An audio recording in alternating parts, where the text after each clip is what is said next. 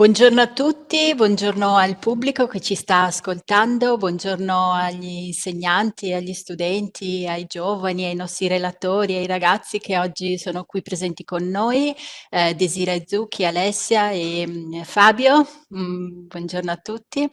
E siamo qui oggi con questa proposta Skill Up, le tue idee contano, una proposta che è inserita nell'ambito del progetto Veneto in Azione, un progetto che la Regione del Veneto finanzia con il Fondo Sociale Europeo, finanziato nell'ambito del Fondo Sociale Europeo, e la proposta di oggi appunto è con la proposta di oggi abbiamo voluto offrire una possibilità, un'opportunità alle scuole, alle nostre scuole del territorio, agli studenti, ai giovani e quanti oggi sono voluti hanno avuto il coraggio appunto di salire nel palco virtuale di Job Orienta, che quest'anno appunto ci vede in questa edizione digitale. E ringrazio appunto i nostri ospiti oggi, che fra poco ascolteremo, e quindi gli ospiti di oggi hanno fatto un percorso con Desiree Zucchi, speaker curator e formatore di TEDx, con la quale proprio si sono interfacciati, hanno fatto un percorso formativo usando la tecnica del public speaking, una competenza che oggi ci serve ai giovani e agli studenti nel mondo della scuola, ma poi servirà a tutti e ci servirà nel mondo del lavoro, se tutti noi e ciascuno di noi questa competenza un po' la deve avere, la deve mantenere, la deve formare, la deve sviluppare. Quindi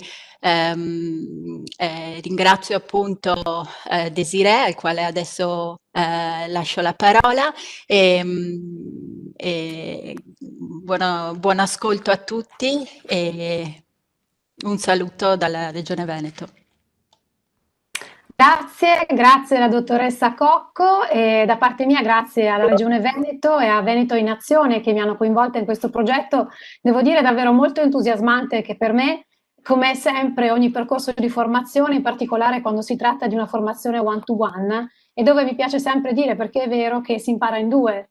C'è chi sta seguendo la formazione, diciamo, come studente, tra virgolette, in qualche caso sono stati anche degli insegnanti in questa occasione, ma si impara tantissimo anche dall'altra parte e penso che sia un po' quello che succede sempre anche a scuola, no? Perché c'è sempre una trasmissione di un qualche cosa che arricchisce entrambe le persone nella formazione. Come diceva giustamente la dottoressa Cocco, la Regione Veneto ha lanciato una call to action alle scuole superiori del Veneto per ricevere da parte di studenti e insegnanti un video che raccontasse un'idea che valeva così la pena di essere approfondita. Quindi cosa abbiamo fatto? Abbiamo fatto una selezione tra i tanti video ricevuti e abbiamo scelto i 4 finalisti, 2 li vedete qui oggi, sono Alessia e Fabio, vi saluto intanto con la manina e poi parleremo un pochino più approfonditamente con loro. E hanno fatto quindi questo percorso di una quindicina di giorni, in realtà con ovviamente frammezzati da tutti i doveri della didattica e dello studente, fino ad arrivare a comporre poi un altro video che raccontasse questa idea in maniera molto più approfondita. Ma per introdurvi un pochino il tema del public speaking avrei piacere di farvi vedere innanzitutto una piccola presentazione che ci aiuta ad entrare un pochino in questa tematica. Ecco, quando parliamo di public speaking spesso pensiamo comunque di parlare solo di tecniche, no? Di tecniche che si applicano ad una persona per migliorarla semplicemente sul fatto di saper parlare in pubblico. In realtà quella è una tecnica, ma è solamente una piccola parte del lavoro che si fa, che invece, a mio avviso, è l'attivazione di una serie di abilità e di competenze. È vero però che il public speaking è anzitutto uno strumento di comunicazione che, se usato bene, come tanti strumenti della scienza, della tecnologia, possono dare appunto un'abilità in più e, perché no, aumentare una pluralità di voci che si esprimono. Ecco che il public speaking però calato, diciamo, nella vera e propria formazione diventa un percorso di trasformazione. Il lavoro che si fa è molto più profondo di quello che si immagina, perché non è solo una pesca delle parole dentro alle persone, delle parole più profonde per dire le cose, ma è anche proprio un'attivazione di coraggio. Pensate quante volte c'è stato l'imbarazzo di dire devo parlare davanti a 100 persone e ho paura, ma anche solo quando gli studenti devono tenere una interrogazione a scuola. Io mi ricordo, avevo una compagna di classe che aveva dei capelli lunghissimi, bellissimi, si nascondeva quasi dietro i capelli come una tendina, no? Quindi l'imbarazzo di parlare in pubblico non è solo di fronte a una grande platea, ma anche, potrebbe essere anche in una classe con 15-16 compagni. Quindi stiamo parlando di un vero e proprio percorso di crescita e di acquisizione di consapevolezza. Su cosa? Su che cosa è utile mettere in campo per comunicare? Perché quando c'è un mittente e un destinatario ci deve essere anche un codice di comunicazione condiviso. Ecco che quello di cui stiamo parlando oggi in realtà non è più solamente l'applicazione di tecniche teatrali e non per il parlare bene, ma è anche proprio un fattore umano, un fattore di relazione. E di che cosa parliamo se non di autenticità? Ovvero, quando bisogna parlare in pubblico, la prima cosa da fare è cercare di capire qual è la propria cifra, la propria caratteristica. A volte si tratta anche di fragilità, di debolezze, ma perché non cercare di farle esplodere, tra virgolette, per farle diventare un punto di forza? L'importante è sempre usare parole proprie che ci assomigliano, che ci vestono, ecco perché quel termine inglese fitting, e chiaramente che ci portano a fare una riflessione su noi stessi. Tutto questo non si può fare senza una vera e propria preparazione, che poi è quello che fanno gli insegnanti quando preparano le lezioni e gli studenti quando preparano le interrogazioni. Ecco, il linguaggio è un altro aspetto fondamentale perché dicevamo c'è un codice di trasmissione, no, della comunicazione. Quindi avere sempre molto rispetto di chi abbiamo di fronte, chi è il nostro interlocutore, sapere mettersi nella condizione di essere ascoltati. Questa mi permetto di dire che è già una skills fondamentale perché quando mai riusciamo a fare bene comunicazione, quando siamo insegnanti o quando siamo studenti, se non abbiamo in mente a chi stiamo parlando e come rivolgersi a lui. Gli esempi concreti di cui parlo nel nostro caso, in quello della scrittura di veri e propri talk, che sono come dei monologhi teatrali fondamentalmente, di esempi di vita, che possono essere esempi nati dall'esperienza personale, così come citazioni di personaggi famosi e non che hanno già passato, diciamo, un po' quell'esperienza, che diventano un po' dei punti di riferimento della comunicazione. Quello che conta sempre in un public speaking è cercare di parlare al particolare pur parlando all'universale. Se voi fate caso ai grandi speaker della storia, sono in grado di fare esattamente questo. Ma adesso vorrei arrivare un po' velocemente al cosa abbiamo fatto effettivamente con Fabio, con Alessia e con gli altri due speaker che abbiamo incontrato questa mattina. Abbiamo preparato un public speaking in 4 fasi. La prima, la selezione dell'idea, ci abbiamo focalizzato che cosa veramente volevamo dire. Poi abbiamo scritto un testo e questa parte ci ha preso un bel po' di tempo perché non è facile scrivere e scrivere in maniera strategica un testo della giusta lunghezza per la durata del talk. E poi abbiamo fatto quella che propriamente è riconosciuta come una proprietà del public speaking, cioè elevare la capacità oratoria. Con qualcuno si parte da delle basi già ottime, con qualcun altro c'è un lavoro più profondo da fare e magari anche un tempo più lungo necessario, però sono tutte cose che soprattutto hanno bisogno di uno sblocco iniziale. Avviato quello, è una questione di allenamento come un po' in tutte le altre cose, come nello sport. E poi c'è il supporto multimediale o la presentazione che serve per eventualmente raccontare questa cosa insieme a delle immagini o un video. In questo caso abbiamo replicato un video perché era stato un video, diciamo, quello che abbiamo chiesto all'inizio, però molto più strutturato. Vado molto velocemente come si approfondisce l'idea dicendovi che ciò che è necessario fare è chiedersi, a mio avviso, perché poi anche su questo ognuno ha un po' i suoi metodi, ma io credo molto nel fatto di pensare che quando parlo con qualcuno voglio portare un dono. Quindi chiedermi che cos'è che voglio comunicare effettivamente, che dono voglio portare al mio pubblico. Il testo viene strutturalmente suddiviso in 3 fasi, che sono l'incipit, il corpo e il finale. L'incipit serve ad acchiappare l'audience, a incuriosirla, a stabilire chi sono i personaggi, qual è la situazione o l'eventuale problema da risolvere. Il corpo è la fase in cui io inserisco le metafore, inserisco le figure retoriche e le tematiche che voglio trattare. Il finale invece è dove io cerco di arrivare al dunque, no? A dire quello che penso e a coinvolgere il pubblico. Quindi spesso vedrete che ci saranno delle call to action vere e proprie, cioè una chiamata, no? Alle armi, un coinvolgimento di chi mi sta ascoltando. La capacità oratoria che qui cerchiamo di aumentare non è quella teatrale propriamente detta, perché nel teatro si studia un monologo e lo si impara a memoria. Qui quello che ci interessa è usare delle tecniche teatrali che hanno a che fare con la voce, con la prossemica, con la gestualità e con tutta una serie di altri aspetti, ma che si leghi alla nostra spontaneità, perché quello che manteniamo, abbiamo detto, è sempre la nostra cifra iniziale, le nostre caratteristiche. La presentazione mi dà modo di dirvi una cosa che probabilmente voi insegnanti ripetete spesso a scuola e voi studenti vi sentite ripetere spesso a scuola, e cioè non va imparato a memoria. Il nostro testo ci serve per estrapolare poi una scaletta di nessi logici e narrativi e sarà quella sì da ricordare perché mi servirà come base per enucleare il mio testo. Quindi no a memoria. Ma adesso è giunto il momento di parlare con i protagonisti di questa giornata e quindi io torno a coinvolgere Fabio e Alessia. Ciao Fabio, ciao Alessia. Ciao, Ciao, Perché non vi presentate voi brevemente? certo, va Fabio, bene. da chi iniziamo? lasciamo prima gli studenti, donne Passiamo prima le anche, donne, ok. prima le donne e gli studenti.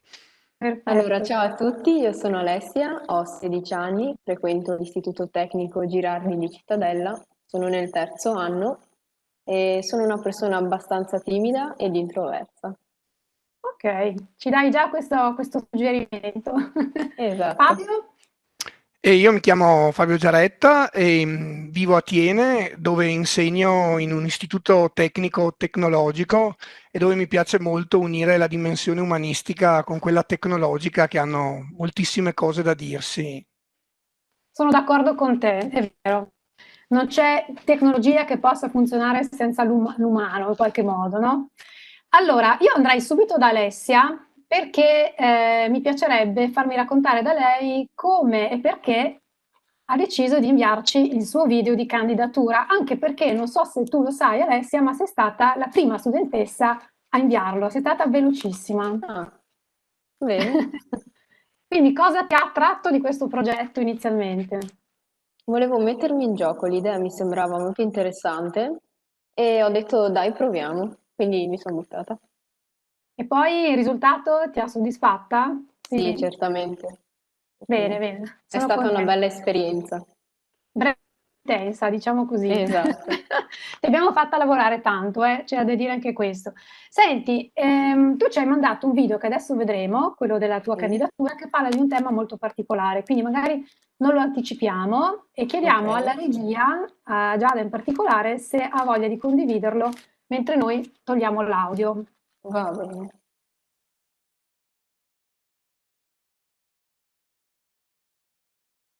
Senti, tu ci hai mandato un video. Hello everyone, my name is Alessia e vi voglio parlare della diversità. Ai giorni d'oggi ci lasciamo influenzare dai pregiudizi. L'ignoto tende a spaventarci e noi tendiamo ad indietreggiare e a criticare. Nel 2020 esiste ancora l'omofobia, la xenofobia e il razzismo ed è una cosa abbastanza grave. Infatti noi dobbiamo distruggere questi movimentari, lasciando la luce alla diversità, lasciando aprire i nostri orizzonti e capire che il mondo è diverso e così è davvero bellissimo. Non dobbiamo più dare delle etichette alle persone, perché queste non portano da nessuna parte. Grazie, grazie Alessia. E senti, un tema fortissimo, un tema anche complicato da un certo punto di vista, che come dici tu Esatto. include tanti tipi di esclusioni, no? Include l'esclusione di tanti. Senti Alessia, una cosa mi ha incuriosita da subito e ti vorrei chiedere, perché quando abbiamo lavorato insieme abbiamo approfondito un pochino questo tema ed è emersa una metafora che poi alla fine abbiamo utilizzato, no? Quella Ok. quale? Quella di una tua grande passione, L'arte, l'arte. esattamente. Quindi, secondo te, l'arte può servire per far sentire le persone incluse?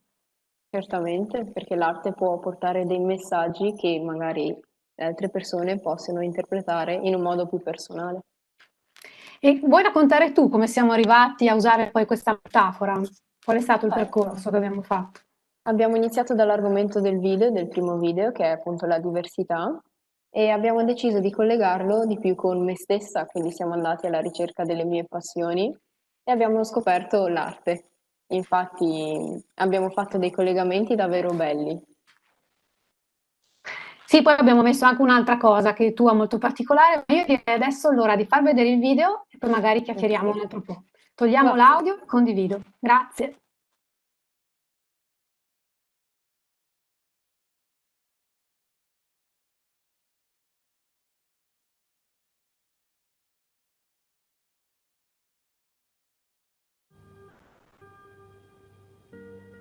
Ciao, io sono Alessia e una delle mie più grandi passioni è l'arte. In particolare amo molto Vincent van Gogh e c'è un suo quadro che per me ha un significato speciale e vorrei guardarlo ora con voi. Questo quadro si intitola Vaso con 12 girasoli. Oggi l'arte di Van Gogh è considerata unica e inimitabile, sicuramente perché il suo stile è stato innovativo. Cosa notiamo? Dipinge con tonalità vivaci, usa molto contrasto tra i colori freddi dello sfondo e i colori caldi dei soggetti. Sceglie un solo soggetto a cui dare importanza, immerso in un contesto da cui è inseparabile. Valorizza la diversità tra gli elementi, dà dignità ai soggetti più umili e inusuali. Ci immerge nell'intimità dei nostri sentimenti. Qualcosa che togliereste? No, probabilmente non togliereste nulla, perché tutto in questo quadro concorre a renderlo unico e bellissimo. Guardiamolo di nuovo. Ci sono fiori diversi, alcuni grandi e altri piccoli, alcuni simili e alcuni particolari, altri giovani ed altri anziani, qualcuno solare e qualcuno pessimista. Proprio come le persone. Vi siete riconosciuti in un fiore tra questi? Io sì. Penso di essere quel girasole né troppo grande né troppo piccolo, un pochino basso, dai lunghi petali, esattamente come i miei capelli, che spicca per il suo rosso particolare e che non teme di mostrare la sua particolarità mantenendo una posizione solare. Etichettato come strano, viene isolato dagli altri. Infatti io ho delle passioni particolari. Sono affascinato dal mondo delle pietre semipreziose e dai minerali, proprio perché ognuno di loro ha una forma, un colore, una lucentezza e una proprietà diversa. Guardate questa. È un'agata muschiata, considerata di poco valore, ma io la adoro perché è unica con la sua forma irregolare. La sua fusione del bianco latte e degli esemplari di muschio la renderanno unica e non ci saranno mai due modelli uguali. Mi piace perdermi dentro di lei, esattamente come in un caleidoscopio. Spesso, però, nel quotidiano la diversità non viene vista come una ricchezza, ma come una forma di priorità. A scuola si iniziano a creare i primi gruppi in cui le etichette e i pregiudizi prevalgono. La diversità diventa così a essere il nostro nemico. Anche Vincent van Gogh non venne capito dal suo tempo. Non venne capita la sua arte e neppure la sua persona. Infatti si isolò e creò un mondo tutto suo. Morì solo e in povertà, esattamente come i soggetti che amava ritrarre. Oggi il suo valore è indubitabile come artista, infatti c'è un museo dedicato in Olanda e mostre itineranti per tutto il mondo. Ma questo nella vita di un artista è più evidente, ma se ci facciamo caso succede anche ad ognuno di noi. Anch'io ho avuto l'impressione di essere stata vista come diversa per molto tempo, come troppo seria e fredda. Gli altri, a causa dei pregiudizi, non si davano il tempo di conoscermi e di scoprirmi e di capire che dietro a questi occhi dal colore del ghiaccio si nasconde una persona calda, leale e amichevole. Ora penso che la mia caratteristica principale è la diversità e questa caratteristica attira le persone. Sono le nostre diversità che ci rendono unici. E questo vale anche per quelle persone che spesso vengono escluse dalla società, come ad esempio gli immigrati, gli omosessuali, i malati di mente, i portatori di handicap e i perdenti in genere. Possiamo osservare la cosa da una duplice prospettiva. Se gli altri sono diversi ai nostri occhi, anche noi saremo diversi agli occhi degli altri. La diversità ci spaventa, poiché ci pone di fronte a qualcosa di imprevedibile, ci pone di fronte alle nostre incertezze. I nostri percorsi sono fatti di scelte che certamente variano da persona a persona. L'esigenza di essere riconosciuti è un'esigenza umana, di tutti, non è rimandabile e questo vale sia per gli adulti che per i giovani. Ricorda sempre che sei unico, esattamente come tutti i quadri, tutti i fiori e tutte le pietre, e che sono le tue sfumature a renderti unico. La diversità è colore, cultura, necessità. Dobbiamo considerarla come un bene da tutelare. La diversità tra le persone è arricchimento. Con chi potremmo confrontarci altrimenti, se non tra di noi? Grazie.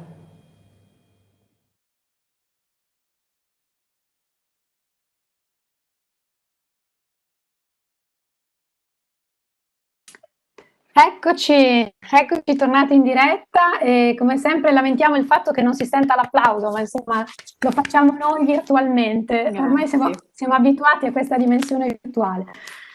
Davvero brava Alessia. Io so che hai lavorato tantissimo a questo video e che ci tenevi tanto, insomma, che avesse molto di te, no? Esatto. E allora, anche perché io ti ho seguita molto sulla parte del testo, ma poi tutta la parte, diciamo, più estetica, quella che riguardava la regia, l'hai veramente sviluppata tu.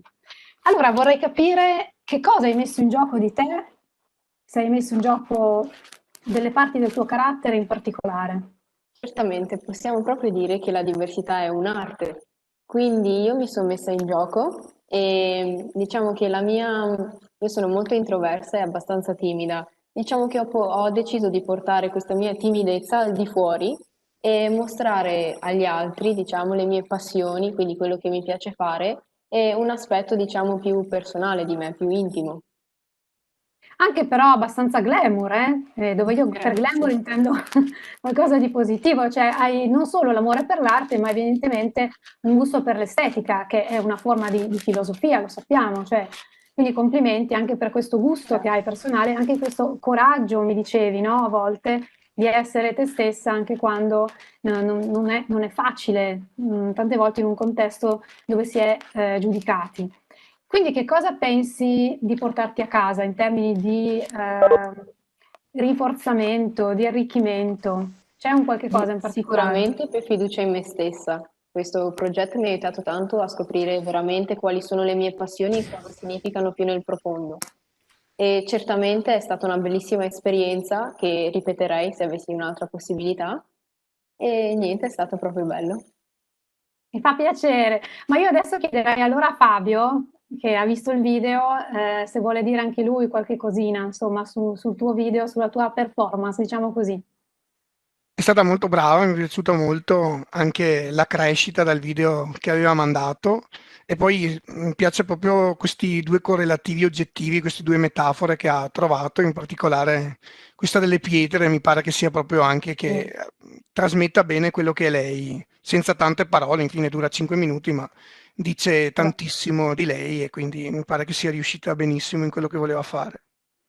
Tra l'altro Alessia ha fatto un lavoro di squadra perché io e lei lavoravamo spesso, ma poi quando appunto ho dovuto produrre da zero questo video c'è stata una difficoltà tecnica oggettiva, no? Ci vuoi raccontare Alessia come hai superato questa difficoltà? Eh sì, è stata la prima volta che ho utilizzato un iPad, quindi anche diciamo le abilità tecnologiche mie si sono sviluppate con questa opportunità. Ho lavorato abbastanza perché ho utilizzato un programma che non avevo mai utilizzato prima ed è stato interessante anche scoprire nuove funzioni. Tra l'altro ti sei confrontata, se non sbaglio, anche con Lea, che è l'altro studente Esattamente. che faceva il percorso insieme a te. Ricordiamo che era un percorso singolo, però ovviamente ci siamo tenuti tutti in contatto per fare gioco di squadra, no? E anche questa non è una caratteristica indifferente in un momento in cui siamo costretti a essere separati, ma da una parte il digitale ci unisce, dall'altra dobbiamo essere noi proattivi nel mantenere i contatti, no? E anche nello scambiare le best practice, come si dice, cioè le migliori qualità, le migliori capacità di ciascuno. Ma secondo te, Alessia, in particolare, vedresti utile anche per altri studenti questo percorso per sviluppare che cosa eventualmente anche a livello proprio scolastico?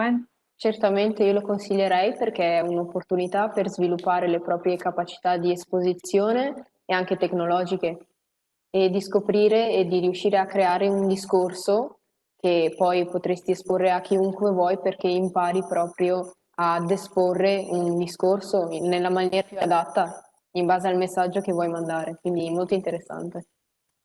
Grazie. Allora senti, se sei d'accordo io passerei al nostro professore che ha già usato dei termini tecnici da docente, l'abbiamo sentito prima, lui non riesce a resistere a questa cosa, io conoscendolo un po' perché in questi giorni abbiamo lavorato insieme, devo dire ho imparato tantissimo da tutti voi e anche da Fabio. Tra l'altro abbiamo una passione in comune che è quella di cui parlerà tra poco nel suo video e di cui non vi anticipo niente, vero Fabio? Sì, meglio di no. Anche se mi piacerebbe che dicessi tu il titolo del tuo talk. Sì, si chiama un antidepressivo naturale. No, Ok, un antidepressivo naturale.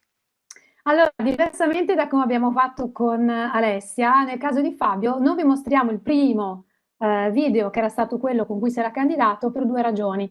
La prima è che è lunghissimo ed è la ragione vera perché dura 4 minuti e non riusciremo più a stare nei tempi. La seconda è che è fatto talmente bene che io non farei neanche bella figura, vero Fabio?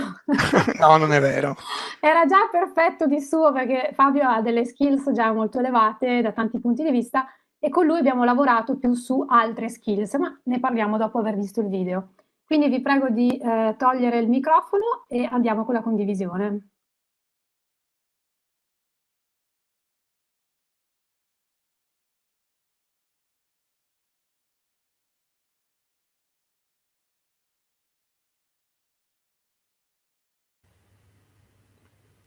C'è una parola che ha cambiato la mia vita come insegnante e come uomo. Questa parola mi fa pensare ogni volta a qualcosa di diverso, a un signore brizzolato e gentile, ma guai a seccarlo. Ti fredderebbe con la sua ironia affilatissima. Ad una caramella che ti riempie un po' troppo la bocca e che non si consuma mai. Ha un sasso nella tasca, me lo giro e rigiro e cambia continuamente forma. Tonf! Ha il suono spesso di un libro che cade. Ha il profumo del pane mescolato all'odore pungente delle braccia che lo hanno impastato. Mio figlio questa parola l'ha disegnata così.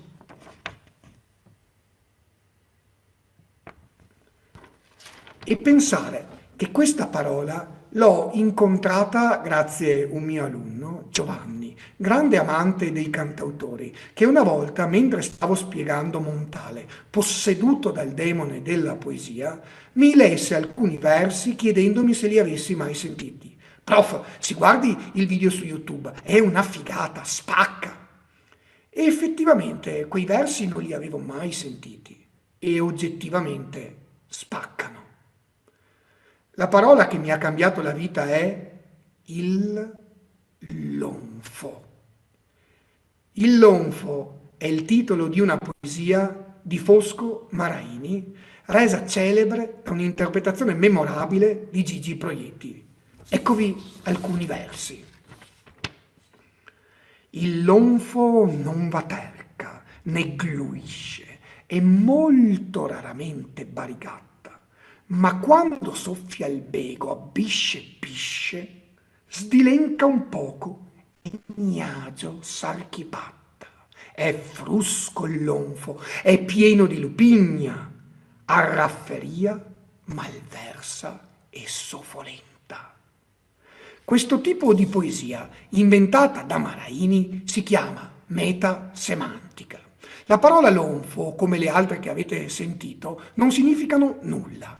Maraini si è inventato un linguaggio in cui vengono proposti dei suoni e poi sei tu, in base al tuo subconscio e al patrimonio di immagini interiori che hai dentro di te, a dover dare un significato a quei suoni. Insomma, le parole funzionano come delle scintille che innescano un caleidoscopio di immagini dentro di te che sono sempre diverse. Provare per credere. Ma se questa parola non significa nulla, perché mi piace così tanto? Mi piace perché ha un potere. Ha il potere di dare cittadinanza a ciò che non esiste. Tu dici lonfo e il lonfo esiste anche se non sai bene che cos'è. Lo sentite? Parte con uno slancio leggermente inclinato dalla N, lon, ma poi si ingolfa, si incarta, fa come retromarcia. Fo. Per me questa parola rappresenta la quintessenza della poesia. Il lonfo mi ha insegnato che le parole non sono fatte per possedere il mondo, anche se spesso la nostra volontà di dominarlo parte proprio dalla lingua. Le parole, la poesia, sono fatte per mostrarci che la realtà è in uno stato di metamorfosi e di trasformazione continua e noi con lei. E nel momento in cui cerchiamo di afferrarla, la realtà, o ci muore tra le mani. Il lonfo mi ha insegnato più di Baudelaire che tutte le cose sono in uno stato di interconnessione pazzesca tra di loro. Ma la poesia, e nel lonfo questo si vede benissimo, è anche disciplina, è paziente artigianato. Solo con una tecnica molto raffinata si può far arrivare davvero l'emozione. La poesia è fusione del corpo e della mente, perché la lingua proviene dalla parte più profonda di noi. La lingua è qualcosa di fisico che fa vibrare tutto il nostro essere e la poesia è percussione del corpo e della mente, è ritmo, è sangue, è pensiero che fluisce. La poesia è respiro, la poesia è musica. La poesia è l'arte del togliere perché, come dice Calvino, devi fare entrare il mare in un bicchiere, devi condensare l'emozione in una goccia. E non è questo un grandissimo e bellissimo insegnamento, l'arte del togliere, in un'epoca così ciarliera, logorroica, bulimica come la nostra? La poesia è prendersi cura delle parole. E la nostra lingua, che diventa sempre più sciatta, svuota l'immaginazione e l'immaginazione è libertà. Si fa un gran parlare di libertà in questi mesi e libertà è certo poter uscire quando e come vuoi, ma per me libertà è qualcosa di più alto. Libertà è essere connessi con la parte più profonda stessi. Libertà è poter volare via con l'immaginazione anche se ti tocca star chiuso in una stanza. La poesia è guardare il mondo con stupore e meraviglia, come se fosse stato creato in quel momento proprio per te, lì. Troppo facile cantare l'agave americana, dice Pascoli, quando non sai più riconoscere la bellezza della pimpinella che cresce nel giardino di casa tua. La poesia ci insegna che tutto è bellezza, ma non la bellezza levigata, anestetizzata, palestrata che la nostra società ci spaccia tanto a buon mercato. No, la bellezza dei dettagli, delle piccole cose, anche le più umili, anche le più brutte e ripugnanti. Tutto è poesia. Anche un calzino bucato, un termosifone, un puzzolente pisciatoio a muro. Elsa Morante diceva che le vere opere d'arte sono sempre rivoluzionarie perché provocano un aumento di vitalità. E allora non abbiamo bisogno di Elopran, Serapran, Cipralex, Xanax, Prozac, che poi con queste parole Fosco Maraini ci farebbe di sicuro una poesia metasemantica. Abbiamo bisogno di poesia perché la poesia è un antidepressivo naturale. Ho conosciuto poeti che curano i loro attacchi d'ansia e di panico recitando a memoria i versi dei poeti che amano di più. C'è una parola che ha cambiato la mia vita come uomo e come insegnante, ed è una parola che non esiste e che indica qualcosa che non esiste, ma che ogni volta provoca in me uno straordinario aumento di vitalità. Auguro anche a voi di trovare una parola tutta vostra, che magari per gli altri non significa nulla e che funzioni come iniettore di immaginazione, di vitalità, di libertà, di energia e di poesia. Grazie.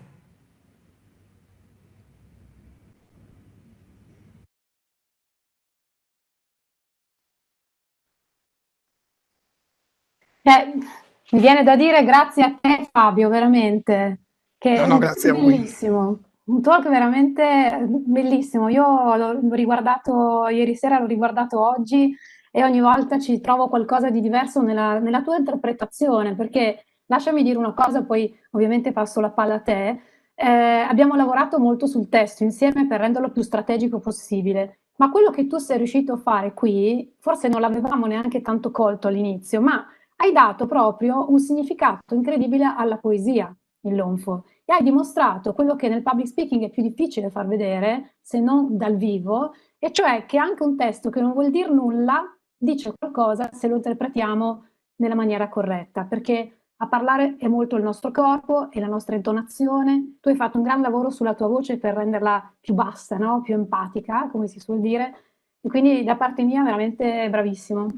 Ora dici tu cosa ti è rimasto di questa esperienza. No, per me è stato un percorso interessantissimo che è nato dal fatto che durante la DA dell'anno scorso mi immaginavo i miei alunni che dopo 10 minuti russavano. Allora io ho detto devo assolutamente trovare delle strategie nuove per tenerli desti, così allora mi sono buttato in questa cosa, ho detto potrebbe tornarmi utile e infatti la userò senz'altro per farli addormentare magari dopo 20 minuti invece che dopo 10, tenere 10 minuti in più svegli al di là di uno schermo. E poi per me è stato utilissimo perché mi ha insegnato proprio una disciplina nel discorso. Io sarei piuttosto divagatore e quindi mi ha insegnato a mettere davvero il mare in un bicchiere, nel senso che a dover eliminare magari tutta una serie di cose che per me erano importantissime, ma che non erano strategiche ai fini del testo a livello così Certo, drammaturgico, direi. certo. Certo, sai che si dice in gergo kill your babies, che è un'espressione bruttissima, ma Sì, in è italiano vero. lo tradurrei uccidere le proprie creature, no? Cioè è difficilissimo scrivere un testo e decidere dove tagliare, perché ogni frase ci piace. Poi però, se lo guardi con un certo distacco e con tecnica, ovviamente, ti accorgi di dove sta il senso più profondo. C'è qualcosa una parola che secondo te chiude un po' questo percorso o una serie di, non so, di skills che ci vuoi dire se hai acquisito o qualsiasi altra considerazione? Abbiamo ancora qualche minuto dalla nostra. Sì, no, beh, io sto proprio perché secondo me è utilizzabilissimo nella didattica questo, sto proprio facendo, siccome con un collega vogliamo passare anche a fare dei video con i ragazzi, perché spesso loro pensano che sia importante solo il cosa, cioè il contenuto, ma non il come. E invece il come è fondamentale e quindi secondo me il focus sul come, anche sul cosa naturalmente, perché il come senza cosa è puro artificio. Però per me questo è uno degli insegnamenti fondamentali e poi l'idea che non si arriva ad avere già qualcosa di fatto, ma ci si avvicina al proprio obiettivo di approssimazione in approssimazione e che si Bello, potrebbe certo. continuamente approssimarsi a un ideale. Infatti questo video lo rifarei e rifarei molte altre volte se potessi, cioè, sono varie cose invece che io ho trovato da migliorare ancora. Mi sei stata fin Beh, troppo generosa. no, no, invece questo è perfetto. Guarda che chiunque faccia un talk e lo riguardi a distanza di tempo cambierebbe qualcosa. La verità è che, come dicevo prima, è un percorso di trasformazione, richiede tempo, richiede applicazione, allenamento, e si parte da caratteristiche diverse, e si parte da punti, proprio da livelli diversi, no? In cui si è bravi in qualcosa, magari meno in un'altra. Tu sei al top nella scrittura, però magari avevamo bisogno proprio di fissare più la parte interpretativa e qui devo dire che l'hai fatto perfettamente. Quindi il salto che notiamo è sulla cosa su cui abbiamo lavorato, ovviamente, no? Sì, Sì, poi a me è Ecco. piaciuto di poter non usare le mie tecniche, quindi fare un video tutto montato, ma usare 7 minuti continuando a parlare senza fermarmi. Quindi È una questo bella sfida, è sì. vero. Senti, io chiedo alla regia, se non sbaglio abbiamo ancora 5-6 minuti, se ci sono domande dal pubblico. Sì, Eh, allora, ciao a tutti, Desiree, intanto vi anticipo un bel po' di complimenti, di congratulazione per Alessia e Fabio, sono tutti entusiasti, quindi stiamo ricevendo moltissime domande. Abbiamo pochissimi minuti, quindi cerco di sintetizzare le domande principali. Molti studenti ci stanno chiedendo quanto tempo serve per prepararsi a padroneggiare bene le tecniche del public speaking certo. e se può essere utile anche per l'esame di maturità per sostenerlo nel modo migliore. Immagino che siano tutti studenti in prossimità agli ultimi Sì, vicini alla maturità, sì. quindi sicuramente questa è stata la prima ispirazione. Quindi questa ti lascio la prima domanda e poi Ok. eventualmente se abbiamo tempo passiamo alla seconda. Grazie Barbara. Allora, la prima domanda è quanto tempo ci vuole per prepararsi? Allora, dipende moltissimo dalla propria predisposizione. C'è chi fa più fatica a scrivere il testo, chi fa più fatica a incentrare l'idea, perché guardate che anche quello è un percorso notevole, è uno scavo vero e proprio, di andare a cercare il significato profondo di quello che voglio dire, il famoso dono che porto al pubblico. Però tendenzialmente io riesco bene o male a lavorare bene con un percorso di 3 settimane, poi dipende appunto dalle caratteristiche personali. Ci sono persone, vi faccio un esempio molto banale, che hanno un problema proprio di balbuzie, allora lì magari ci vorranno 6 mesi per arrivare ad un risultato davvero molto apprezzabile. Però ci sono persone che invece sono molto predisposte sulla parte teatrale e che invece fanno molta fatica sul contenuto e come diceva giustamente Fabio, se parliamo di fuffa prima o poi viene fuori. Quindi un percorso può essere dalle 3 settimane in su.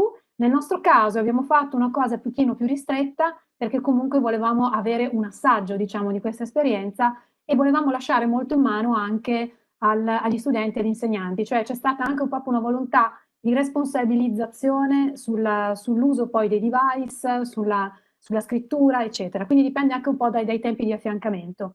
Quello che emerge tantissimo, come avete visto, è anche proprio l'intraprendenza e la capacità di lavorare in proprio, no?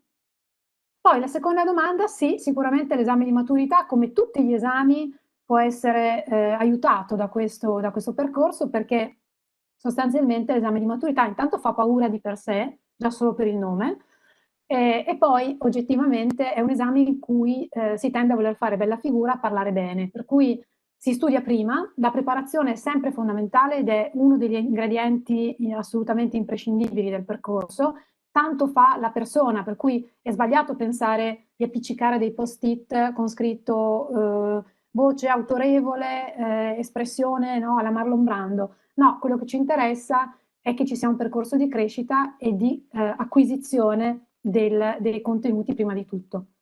Poi può servire anche molto per gli esami universitari, per cui chi fa questo tipo di percorso a scuola, magari negli ultimi anni, lo può anche usare tantissimo negli esami universitari o nei colloqui di lavoro, perché quando ci si presenta a un colloquio di lavoro bisogna sapersi vendere bene, banalmente, no? Quindi anche il public speaking fa parte della comunicazione di sé. Faccio un colloquio di lavoro guardando per terra, io credo che difficilmente mi assumeranno.